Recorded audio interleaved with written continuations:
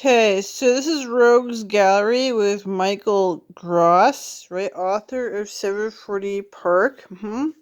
So Gross Pharmaceuticals was a Nazi. I did the nasty with a Nazi, huh? So they're trying to make money. It's hard to make money, right? They had all these fine stuff to copy patent, right? They had some money. They have copy pads on fine stuff, but then we have young men who can also draw, right? See, men who can also draw. They didn't care, right? They want all this money, be a big celebrity, right? They want to have all the money and wealth and fine things like dandy, right?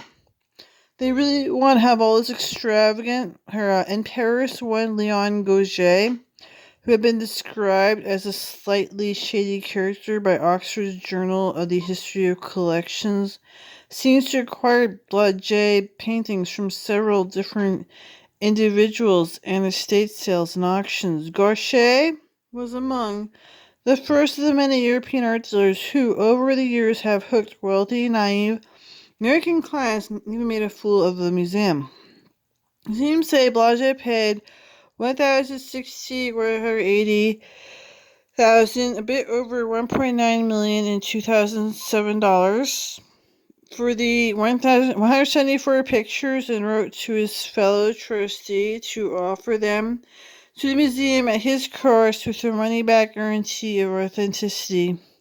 Though he too found the purchase somewhat rash, Johnston, there was a flood up here, we wanted money, had assumed responsibility for one half the cost, and they jointly borrowed 100,000 for Bank of America to seal the deal. They were also called shady.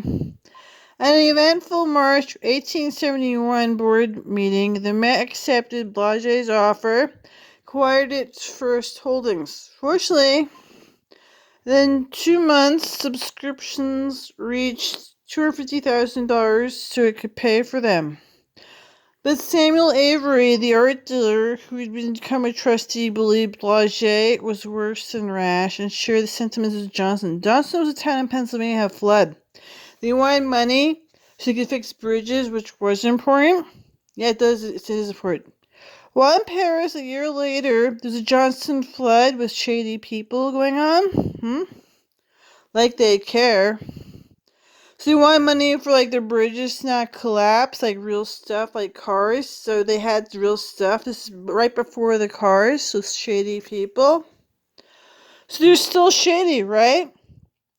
The well-known liberality or folly of Americans as a class. Avery wrote sarcastically of the wonderful doings of Mr. Blodgett. The wholesale way in buying was seen to promote the well-known liberality or folly of American as a class, making things far harder for Avery when competing with the old fossils of Europe for the fossils of all time.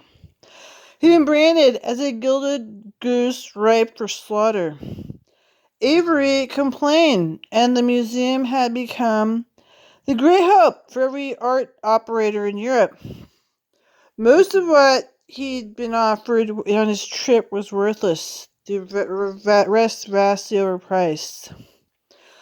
Mostly they were shady, okay? They had all kinds of artwork, right? So it's shady, they want money for it. Basically, they want money. And they have all kinds of laws. It's shady. Bank of America shady. Back in the day, they had real stuff like bridges they needed money for. This is really shady. They're having parties, right? They had real stuff like diseases. You could assume these people were shady. They had real stuff like people who were poor and needed food. They were trying to somehow make money while people were about this time, Detroit was found trying to make cars, the class of Americans. They were piss poor. They had a lakeside place with bridges that needed work, and they were arguing about money. Shady? They were like gay or something. They had all these people who had developed Detroit as this beautiful lakeside villa. These people are shady. There's so many people for developed Detroit as a villa. They're shady people. That's shady people with Bank of America by the time of the Johnston flood while they were in charge. Shady. They try to make money with art Well, there's real things like bridges shady. Like talk about gluttony and lust while bridges collapse for real, like the real Johnson flood.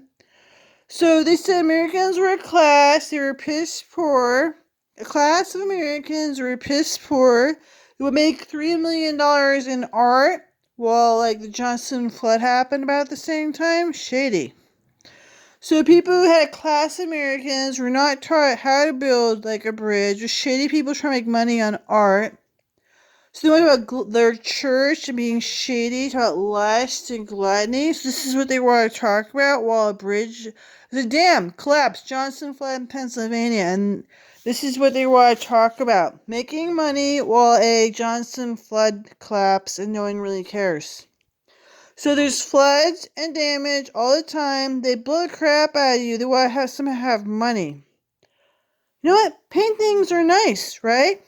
Paintings are nice, but this is their subject, and piss poor people try to develop Detroit because there's a discount lake that you didn't care about. There's so many big, huge Great Lakes with a discount lake. There's so many big 5 lakes to develop with piss poor people with real Johnson floods. People are not taught how not to make a bridge that doesn't break, right?